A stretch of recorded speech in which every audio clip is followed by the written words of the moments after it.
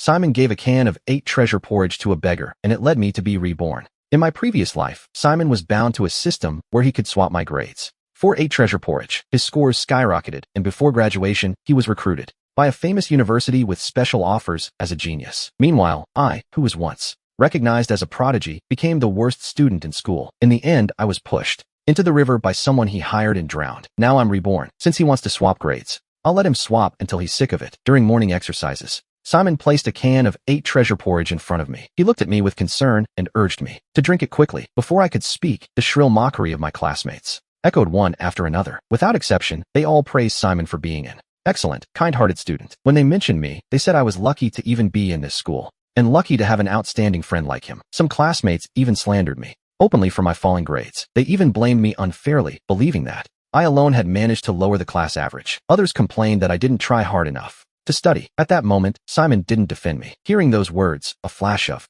complacency gleamed in his eyes. He pushed the porridge into my hands and exaggerated. Ryan, it cost me a lot to buy this porridge for you. Don't just stand there, drink it while it's hot. Before, I would have been so grateful, thinking Simon was the friend who cared about me most. But after dying once, I know this so-called good friend has been using the system to swap my grades. He went from being an average guy and went from being average when he started to the popular, admired school genius. Even the simplest formulas wouldn't stick in his head, and he made constant mistakes solving problems. His ranking plummeted by year-end. I fell into deep insecurity, staying at school only because I hoped Simon hadn't successfully manipulated all my classmates behind my back. Everyone hated and isolated me. Now, I lift my head with a mocking smile and look at Simon. Simon, don't you hear them? They're advising me to study hard. I can't afford to lose face. Drinking this 8 treasure porridge wastes study time. I won't drink it, but we can't waste your kindness. Classmates, if you want to drink this, come and get it. As soon as I said this, many girls in class who loved Simon beamed with enthusiasm and came running over. Seeing this, Simon's face darkened instantly, and he shouted loudly, "No, this is for Ryan. It's for a student with low grades." A heavy-set boy pushed through the crowd, drooling and muttering that it couldn't be wasted. He tried to grab the 8 treasure porridge for breakfast, but Simon felt a lump in his throat. He knew this boy's grades were the worst in the entire grade, and his face turned red with anxiety. Every cell in his body resisted out of desperation. A bold idea flashed in my mind. Maybe this can of 8 treasure porridge would also work if someone else drank it. If the exchange system activated, then what? Simon suddenly feigned grievance, eyes reddening and voice turning sharp. "Ryan, you can refuse this 8 treasure porridge, but why trample on my sincerity? I bought this porridge for you to recover out of good intentions, but you just gave it away. Something I gave you. What a disappointment. How are you two any different? You're like the snake in the farmer's fable." The classmates who were fighting to grab the porridge instantly calmed down and looked at each other, unsure what to do. Finally, they unanimously and angrily pointed their fingers at me, demanding I apologize quickly to Simon, or they'd teach me a lesson. They all raised their fists, eager to try. At that moment, a line of student council members in uniform suddenly entered the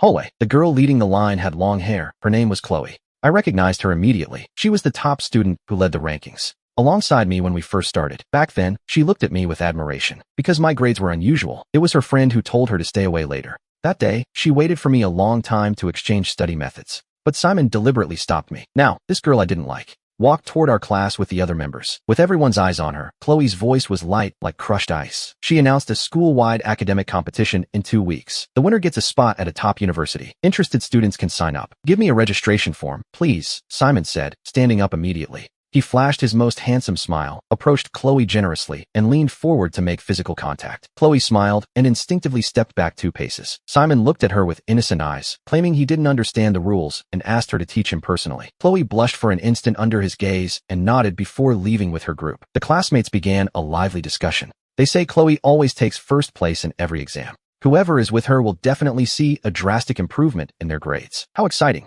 They say her family is also incredibly rich. They drop her off in a Rolls Royce. She's a genius and the school beauty. She's not just every guy's dream, but a pure, genius-level girl. I really want to be with her and get into the same university. Simon, hearing this, arched his eyebrows with disdain. A moment ago, I saw her chase Simon to the door just to get his contact information. At that moment, Simon picked up an exercise book and flipped through it. Then he lowered his head and looked at his mock exam results. It seems his math score still isn't high enough, and he made mistakes in English reading comprehension too. "I must secure that spot so Simon will take the initiative to be with me," he muttered, then suddenly looked at me. The class bell rang at that moment. Simon focused his attention on me again. He insisted I drink that can of 8 treasure porridge, then ran back to his seat. I responded with a smile. Then I turned to look at a figure rummaging through a trash can outside the window. It was a homeless person with a strangely wise look in their eyes. Their mouth was twisted and they drooled frequently. Their face was covered in dark spots. This person had suffered a brain injury in a car accident. Everyone pitied them, but I realized there was nothing to be done.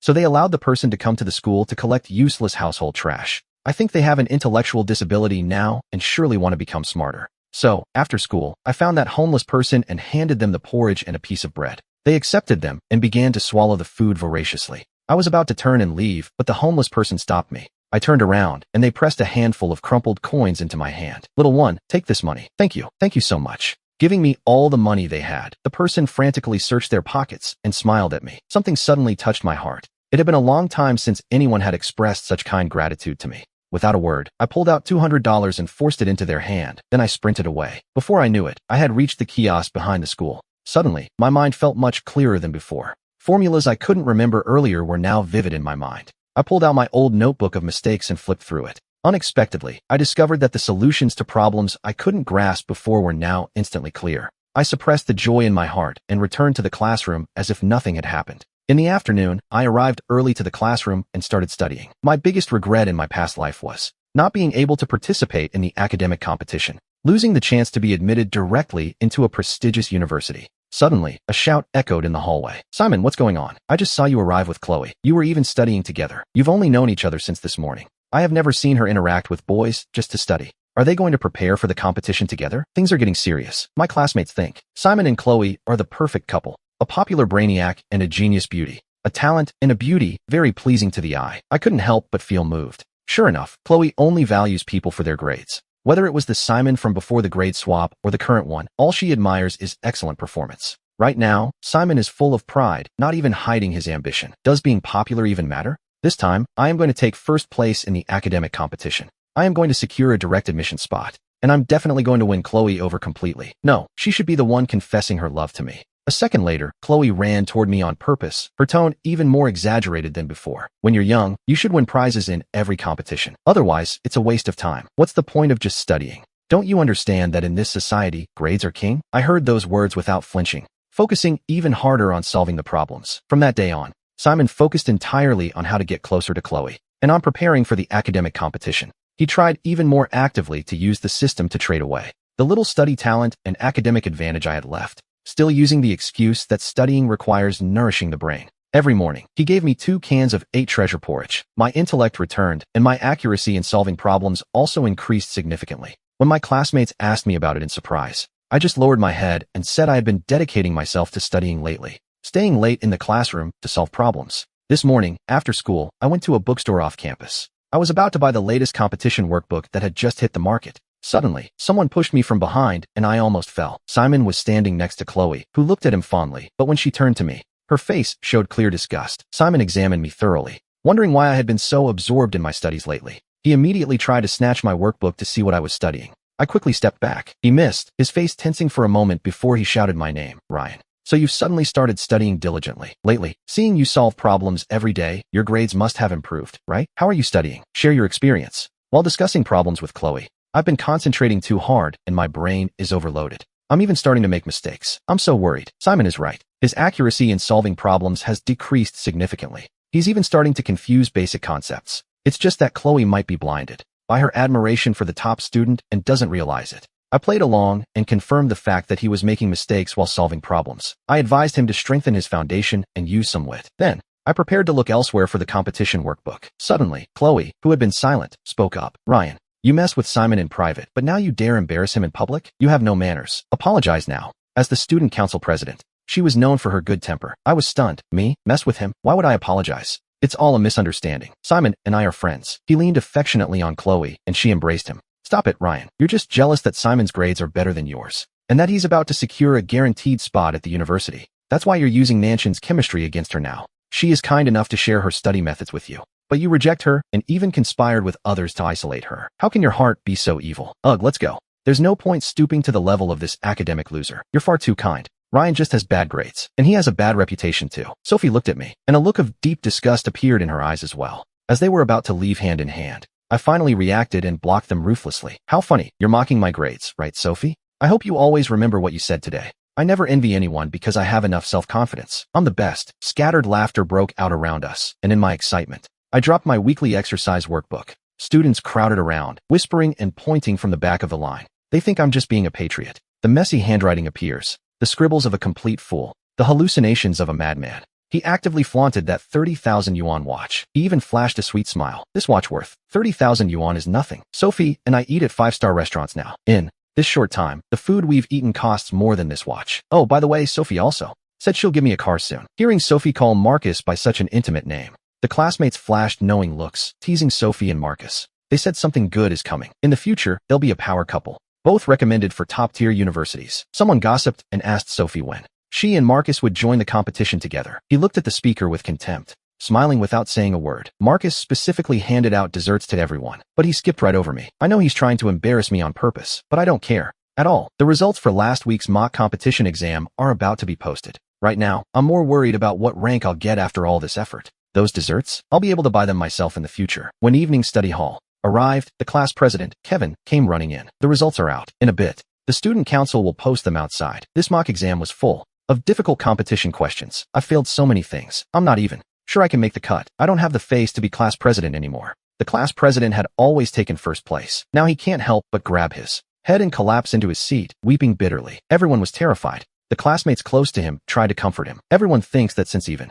the class president failed this time, then no one in the entire class will make it to the competition finals. The tutor is going to be furious. However, the class president lifted his head through his sobs to tell everyone, no, there's a dark horse this time. In our class, a few minutes later, when they posted the chart on the wall, he stared at it fixedly for a long time. After the crowd cleared, my classmates couldn't resist any longer and ran out to check their rankings. To everyone's absolute shock, my name was at the very top of the list. In the overall grade rankings, I was also number 1. Second place was Marcus. Before this, he had always been the top student in the grade. The rankings had flipped. I was the new leader, and he was just the runner-up. This afternoon, after giving the porridge to the homeless man, I went back to the dorm to sleep. I waited for the alarm to go off and opened my eyes, feeling dazed. I grabbed a random practice exam to study. The next second, I discovered with excitement that my focus had completely recovered. I had a sharp mind and a photographic memory. My speed and accuracy in solving problems were even better than before. My heart was racing, tapping. With my fingers, I opened my phone and completed the registration form for the academic finals.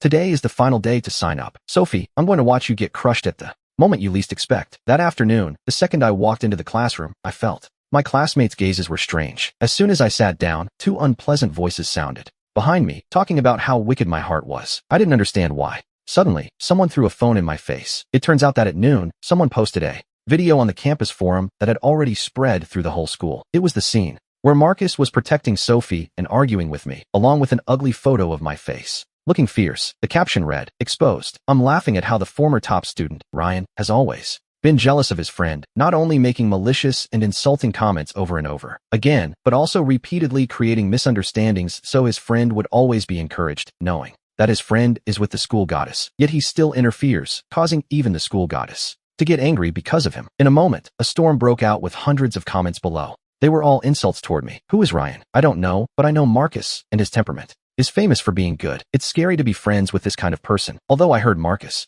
already likes someone, my heart is broken, but I want even less to see people who can't stand the success of others. Isn't that Ryan from our class? How terrible. Doesn't he realize what kind of person he is? How disgusting. After reading all this without flinching, I stood up, took out my phone, and called the police to report the defamation. Let the law clear my name. Marcus, the instigator, was obviously nervous this afternoon. I don't know why, but he's also been distracted the whole time, even making mistakes on simple problems, and the teachers of every subject are scolding him nonstop. This storm gradually calmed down when the head teacher came to stop me from calling the police. After class, I saw this post. The police's voice told me not to do that. Their website, Beethoven in the US, because I was looking for him. I know I missed having expressions. I adapt to the noise. Being financial of the class, corrected from now on with a. Then we, let's go for one, are on the list. To me, don't me, with the quote in this text, seem to identify. So at this moment it has fallen. Why the devices, at night, to replace? Just tell me, I'll go with you, I'll be with you. These comforting words from Marcus, and moved all the classmates. But Marcus lowered his head in a panic. He lamented that I had been lately ignoring him. Then he covered his head, saying that it hurt, and ran out of the classroom. But the classmates thought he had been wronged and didn't want to reveal my filthiness. So they stood up one after another to support Marcus, demanding justice and ordering me to apologize to him, while Marcus took advantage of the confusion to escape. Shortly after, the final of the academic competition was held as planned. The exam venue was in the school's multifunctional assembly hall. When they saw me enter, everyone looked at me with contempt and muttered that I should withdraw as soon as possible. This is the competition final, not a selection of scholars. Ryan, get out of here fast. What is he doing? We're all here for the grand prize. They said he barely passed the qualifiers, that there was nothing to be done with him, and he had no chance. Let's not waste time. I vote for Marcus to win first place. He's the scholar who deserves it in my mind. By the way, where's Marcus? Why isn't he here? He must be studying in the dorm. Is there anyone from his dorm who can go take a look? Look, that guy being helped to walk by two boys is Marcus. I remember seeing him in those clothes before. Back then, he even bragged to us that Ryan had bought them for him, that they cost about 50,000 units. While I was on stage listening to the noise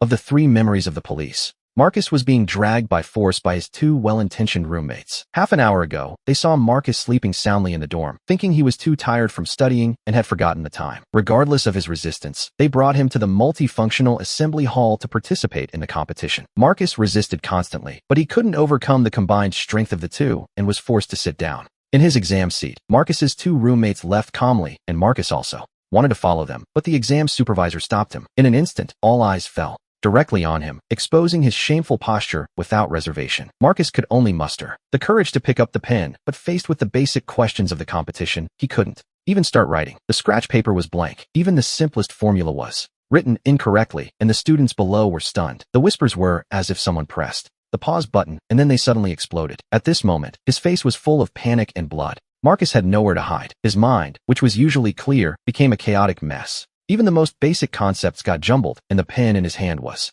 gripped so hard his knuckles turned white. His usual image as a confident scholar and school heartthrob was completely gone. His legs gave out, and he collapsed into a crouch on the floor. He squeezed his head tight with both hands and screamed at the top of his lungs. The comments from the crowd were biting, and phone shutters clicked continuously. Every eye was on Marcus, filled with surprise, contempt, and curiosity, but zero compassion. At that moment, I picked up the competition exam on the table and began to answer the questions. The tip of my pen glided quickly across the paper with clear and fluid thoughts. Every step to solve each problem was neat and standardized. It was so precise that the surrounding noise faded. I only looked coldly at Marcus, who was crouching on the floor, falling apart. At the same time, Sarah stood in the back, staring at my fluid way of solving the problems in disbelief. She stiffly approached Marcus, wanting to ask something several times, but in the end, she said nothing. Right then, Marcus suddenly bolted upright. With disheveled hair and bloodshot eyes, his already confused mind became even worse due to the intense emotional fluctuation. His venomous gaze locked onto me like a beast, cornered at the edge of an abyss. You think you've won, Ryan? You won using dirty tricks. Your grades are stolen. Marcus screamed hysterically. Instantly, his voice drowned out the surrounding discussions. Before I could speak, he acted like a madman and pulled out his phone. He connected it to the big screen to project several photos one by one, showing that the student had been caught in various places, from the printing room to the faculty lounge, looking suspicious. He tried to shift the responsibility many times, claiming I was the one who stole the permanent codes. The people around us watched the footage, trying to conclude if I was the one in the video. Marcus pointed at the screen with a trembling finger. The school portals were already buzzing with hate, questioning who the real thief was. In the first photo, the boy wore the clothes I usually wear, head down, sneaking into the school print shop. And the boy in the other photo is also wearing the same clothes, this time entering the student dorms. When he came out, he had a pile of documents in his hand. Marcus knows my habits perfectly. He even knew which competition problem sets I have to review every single day. This is the proof that he stole my collection of problems and hid my documents. My classmates were stunned and began to mutter among themselves. Voices of doubt resonated through the room instantly. The situation that originally favored me began to waver once again. At that moment, the head judge, Mr. Yen, frowned deeply. His gaze toward me was filled with hesitation and confusion. Without rushing, smiling, I walked right up to Marcus. Standing by his side, I told all the classmates and judges to look closely at the screen. This photo has a timestamp. It was taken last Wednesday at 3 p.m. And that afternoon, I was in the tutor's office requesting a permission slip because I had a fever the day before. My tutor is in the office building right now, and I can ask him to confirm it at any moment. Besides, I haven't been to either of those two places. I suspect this photo has been retouched with Photoshop. You're lying. You just can't prove your innocence. You just say it's Photoshop. Then I say it was AI generated. So you admit it? You synthesized these photos yourself using AI. Stop slandering me, as this matter is not yet resolved. Then why don't we leave it in the hands of the police? I'm calling the police. I'll call the police right now and ask professional technicians to help me authenticate these photos to determine whether or not they are synthesized. I won't say another word. I pulled out my phone directly and called the police.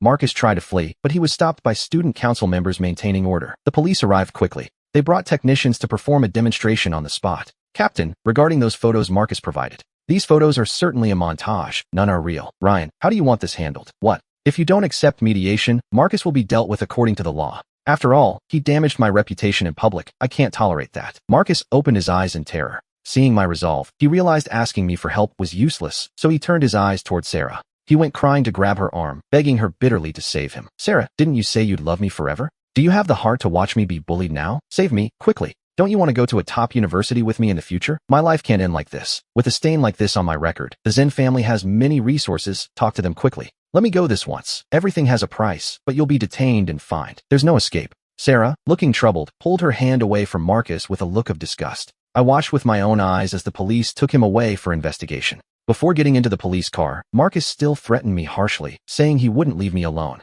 Afterward, the finals of the competition continued. The professor took the microphone and announced with extreme seriousness, as everyone can see. The student Marcus maliciously forged evidence and slandered others with atrocious conduct. This violates the basic principles of the competition, so his right to participate is formally revoked. In my opinion, Ryan is the one who truly deserves to meet our expectations. Marcus still wants to win first place in the competition. I think that's clearly a joke. I've always thought Ryan was great. First place will definitely be his. The finals ended successfully, and I won. And I managed to secure a guaranteed spot at a prestigious university. The news of Marcus being disqualified exploded at school, becoming the main topic of conversation for everyone. Marcus's reputation was completely ruined after he was released. He could feel the looks of contempt and the whispers of the people around him everywhere. The lackeys who used to surround him also distanced themselves from him. But I know he won't give up just like that. The current me and Marcus are in sharp contrast, as I have become the complete center of attention at school. The school teachers won't stop praising me. Many classmates approach me now to discuss study problems. Even a senior student sent me a valuable question bank for the competition. That day I left school as usual, but just as I stepped out of the building, Sarah stopped me. She appeared in a clean white dress, regret written all over her face. Ryan, I'm sorry. I had some misunderstandings about you. Don't worry, I'm done with Marcus now. Sarah, whether you have a relationship with him or not is your business. It has nothing to do with me. I'm not curious. You were on his side before, fueling his arrogance. I remember everything clearly. Don't worry, I'll keep it all in mind. After saying that, I turned around to leave. But behind me, Sarah shouted, Ryan, I like you. Can I try to win you over? Before I could even answer, a sharp voice suddenly rang out in the distance, and then Marcus charged towards Sarah and me at a full sprint, looking at Sarah with bloodshot eyes, begging her not to break up with him. But Sarah looked at Marcus with pure disgust, as if he were useless. She didn't want to be dragged down anymore. I took advantage of their confrontation and turned to walk away. But I hadn't walked far when I saw Marcus walking toward his residence at a normal pace. What I didn't expect was that just as I reached the door of my own residence, a basin of dirty water fell from the sky, splashing me mercilessly. My clothes were completely soaked. The filthy water ran down my hair, dripping onto the ground. The cold spread instantly through my entire body. At that moment, Marcus was leaning out of the dormitory window with a malicious smile on his face. He deliberately raised his voice, making sure it was loud enough for everyone to hear. The classmates passing by could hear him clearly as he offered me a fake apology. Ryan, I'm so sorry. I accidentally slipped and dropped the bucket. But it doesn't matter, right? You have great grades now. Even if you get dirty, it won't affect your studies. Unlike me, my brain has gone stupid. I can't learn anything anymore. I'm not popular anymore. Now everything I do is wrong. His tone was dripping with sarcasm, deliberately pretending to be the victim. He was trying to create the false impression that I was bullying him just because of my grades. Several students passing by stopped out of curiosity, waiting to see how I would handle the situation. I let out a cold laugh and wiped the water from my face. I looked up at Marcus and said, You slipped? Why don't you come down and face me? Or have you forgotten that the security camera outside the dorm points right at where you're standing? The footage of you pushing that bucket was caught clearly. Stop trying to frame innocent people. The security cameras are already broken, he shouted back. Who knows if you stood there on purpose just to get hit and play the victim? Whether the cameras are broken or not isn't for you to decide. We can go check right now. The security guard will review the footage in front of everyone to see if it was really an accident. Marcus panicked completely. Panicking now, are we? When he pushed that bucket, he hadn't thought about the cameras at all. Now that I exposed him in front of everyone, he didn't know how to argue back. He just gripped the windowsill tightly. His eyes filled with panic and fear in that very moment. The security guard approached quickly with a tablet in his hand, a serious expression on his face. He stood right in front of me. He looked up at Marcus on the floor above and spoke in a loud voice. Student upstairs, we just saw through the security cameras that you pushed the water bucket on purpose to hit someone. The cameras recorded everything. This is very dangerous behavior. Come down immediately. Follow me to the security office for an investigation. As he said that, the security guard held up the tablet. The screen clearly showed the image of Marcus intentionally pushing the bucket of water. Marcus, standing by the window, felt completely helpless. His face was as pale as a sheet of paper. He saw the contemptuous looks from his classmates and knew he had lost again. But the resentment in his eyes grew even more intense. He secretly swore to make me pay. I watched Marcus being led away by the security guard without feeling the slightest bit of pity. Then I turned around and went into the dormitory. I put on clean clothes. Marcus had suffered repeated setbacks, so he began to frantically investigate the system. Finally, he forced the system to reveal a new function. If the host's performance continues to decline, the energy will be insufficient. It is necessary to find a new energy target. If you make him drink a special energy-infused porridge, you can steal his academic talent and achievements to recover your own status. Excellent. The system is still useful. I still have hope. Now the most important thing was to find a suitable new target. So Marcus set his sights on the second best student in the competition. And that student happened to be my roommate. Justin, there are some things I've been keeping in my heart for a long time. I don't know if I should say it or not. Justin is a simple guy, introverted with few friends at school. Marcus used this as his entry point. At that moment, Justin didn't suspect a thing. Nodding to Marcus, he let him continue. Actually, you don't know this, Marcus said. I've noticed you since the very first day of classes. After all, your grades are so good that it's hard not to notice you. I wanted to be your friend back then, but Ryan found me first and wanted to be my friend. That's why I lost the chance to build a friendship with you. I'm just standing up for what's right. You won't be like the others, judging me by my grades, right? Looking down on me. How could I? I'm not that kind of person. Even though I also participated in the competition, I didn't want to draw attention to myself. It was my bunkmate who signed me up. I can see you're an honest person. Is it still in time for us to be friends? Justin nodded and agreed with a smile. Marcus succeeded in his approach, suppressing the pride and excitement in his eyes as he continued his plan. Then he let out a deep sigh, prompting Justin to ask him what was wrong. Inside, I thought, I didn't really want to say it. After all, everyone knows by now that I've had a falling out with Ryan. It was all a misunderstanding, and I want to save our friendship, but I need your help. It's a lucky coincidence that you're his roommate. Actually, I shouldn't say much in front of you. Are you looking for my help with something? Justin asked. Just say it, as long as it's not too much. Justin, you're very smart. I want to be your friend, but I also need a favor. Marcus suddenly pulled 2 cans of 8 treasure porridge from his pocket. Justin asked what he intended to do with them. Marcus pretended to look shy and embarrassed. This is Ryan's favorite 8 treasure porridge. When we were friends before, I used to buy it for him all the time. Our classmates saw it with their own eyes. When I saw this porridge today, I thought of him and bought it. Please, give 1 can to him for me. As for the other can, it's my gift to you for helping me. Give it a try. Justin didn't say anything, just looked Marcus over a few more times. Marcus quickly added, we aren't friends right now, so just say you wanted to give it to him. Don't mention me. If he hears that I bought it, he definitely won't accept it. Justin didn't know anything about the special 8 treasure porridge. Besides, he's a kind-hearted guy, and seeing Marcus pleading with teary eyes, he finally agreed. Marcus's plan was halfway to success, and he could barely hide the satisfaction gleaming in his eyes. After that, he exchanged a few pleasantries with Justin and left with an excuse. Justin, I passed by the laundry room just now and saw a bright garment inside. It looks a lot like the one you lost. It was just washed and still wet, so I didn't touch it. Go see if it's yours. Justin looked surprised and thanked me. He got up and headed straight for the laundry room. A few minutes later, he walked back into the dorm with a slight frown on his face.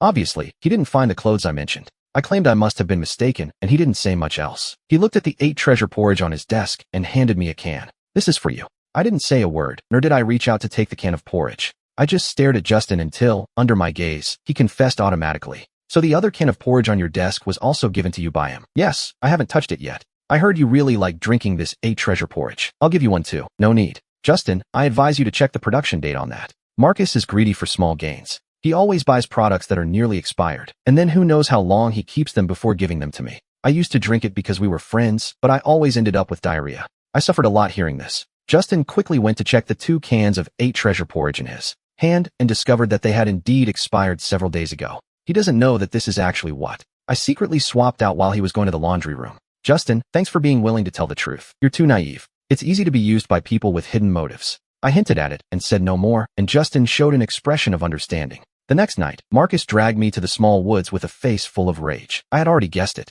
It must be because Justin refused to keep treating him. Ryan, it's you again playing tricks behind my back, isn't it? You ruin my plans over and over. You're really too evil. Speaking of evil, naturally, I'm not even a 10,000th as evil as you. Marcus, stop pretending. I already know about your system. We should speak clearly. When did you find out the secret of the system? Why have I become like this? This is all your fault. From the moment you attacked me, you should have foreseen that you would reach this day. No, I don't accept this. I was about to be admitted to a prestigious university with Sarah. Why did this mistake happen? I was about to win first place in the competition. I could have been specially recruited by a renowned university. I was going to reach the peak of my life. Ryan, why did you break all of this suddenly? Are you doing it on purpose so things don't go well for me? Do you want to take everything I have? You're jealous. I don't want to take anything from you. This doesn't belong to you. You're crazy now. Marcus heard my words and suddenly smiled sinisterly. You're right. I am crazy. Anyway, having reached this point, I've been pushed to the edge and I've lost everything. I remember that river at school. Every year, people accidentally fall in and die. Ryan, how long do you think it will take for the current to sweep your body away if I throw you in tonight? As soon as He finished speaking. Several thugs with dyed hair suddenly appeared. From behind him, they closed in on me. Marcus's eyes were practically spitting fire. I just smiled. I held up my phone. The screen showed an active call to 911. Fortunately, the police arrived just in time. Marcus and his group were fitted with silver handcuffs. I heard that later, during the interrogation. He kept talking about systems and things like that, so they sent him for a psych eval and straight to a mental hospital. Not long after, news came from the psychiatric hospital saying that Marcus was lucid. He was constantly screaming that he wanted to see me. The next morning, I took a taxi to the psychiatric hospital. I wanted to see Marcus's miserable state with my own eyes. The visiting area of the mental hospital was depressing. The smell of disinfectant stung my nose. I had barely sat down in the chair when Marcus suddenly snapped his head up. He was wearing a faded, wrinkled blue and white patient uniform. His hair was a mess, matted against his forehead. When he saw me enter, he got excited, stumbled, and lunged at the glass, pressing his hands firmly against the cold pane. Pale as a ghost, he screamed my name. His voice was hoarse and pleading. He was clinging to his last hope. I just watched him in silence, without saying a single word. Seeing that I didn't respond, Marcus grew so anxious that his eyes turned bloodshot and his forehead almost touched the glass. The plea in his tone deepened. Ryan, I know I was wrong. I truly know I was wrong. I was confused before. I was under a spell. I shouldn't have stolen your life or your grades. I shouldn't have hurt you. Please, can you forgive me? Marcus's voice was full of sobs, completely different from his arrogant self at school, like a child on the verge of collapse. Do me a favor. Go find Sophie, okay? Go and tell her I know I was wrong, that I'll never ask for favors again. I won't crave those empty titles anymore. I just want her to get me out of here. Her family has money and power. She must have a way. She likes you so much. She used to listen to everything you said. Go beg her. I'm sure she'll agree. I don't want to be here. This is no place for people. Everyone is so strange. I'm going crazy. Ryan, I beg you for the sake of our old friendship. Save me, your friend Marcus. When exactly did you consider me a friend? Since you used the system to bind me? Since you stole my grades with that bowl of porridge? Since you conspired with my classmates to isolate me? Watching me go from being a genius to a failure? Or since you found someone in my past life to harm me? My words were a sword that cruelly pierced his disguise, demolishing it. He recoiled sharply. He stared at me. His once refined voice suddenly rose with a touch of hysteria. It's your fault. It's all your fault I've become this. It's all your fault, Ryan. If you weren't so ungrateful, if you hadn't accepted my porridge, how could my system have been deactivated? How else would I have gone from a genius loved by everyone to what I am now? If you hadn't surpassed me in everything, if you hadn't constantly challenged me, how was I supposed to make you my target? The more Marcus spoke, the more agitated he became. His chest heaved violently. He looked like a raving madman. And it's all because you played hard to get in front of him. If you hadn't shown off on purpose, how would he have realized who I am? How would he have ignored me? You destroyed everything I had. You ruined my future. You turned me into a lunatic. You're a curse. You bring me bad luck. He slammed against the glass again. He struck his forehead hard against it, making a dull thud, but he didn't seem to feel the pain. He just screamed in anger with bloodshot eyes. I could have had everything. The top university, a bright future, and Sophie too. All of it was mine. It's you. You snatched it all from me. I hate you. Ryan, I hate you. If it weren't for you, how would I have ended up like this? Even if I die, I won't let you get away. Everything you've lost. It's not my fault. It's your own greed, your hypocrisy, your lack of scruples. You destroyed yourself. It has nothing to do with anyone else. But even now, you still don't repent. I have nothing left to say to you. And don't ask anyone to pass messages to me. Sophie won't come to save you, because she realized who you really are a long time ago. My words were the final straw that broke the camel's back, shattering his last bit of sanity. He pounded on the glass frantically. He screamed and cursed, his voice filled with despair and resentment, until the nurses who heard the noise came running. They held him down firmly. He resisted, kicking and punching. His eyes remained fixed on me, staring like poisoned knives, repeatedly muttering under his breath, Ryan, I won't let you get away. I'll kill you. The nurses dragged him away with difficulty. His screams gradually faded, and the visiting area fell silent once again. His handprints were still smeared on the glass. I turned around and walked away. I stepped out of the asylum, and the sun shone down on me, warm and dazzling. At the distant bus stop, a homeless man sat under the shade of a tree. As soon as he saw me, he smiled immediately, flashing a simple, innocent grin. He was still holding the bread I had given him last time. Compared to before, he looked much better. At least he wasn't drooling anymore. After that day, I moved away from the city for good. I started a new life where no one could bother me. I never saw Marcus again.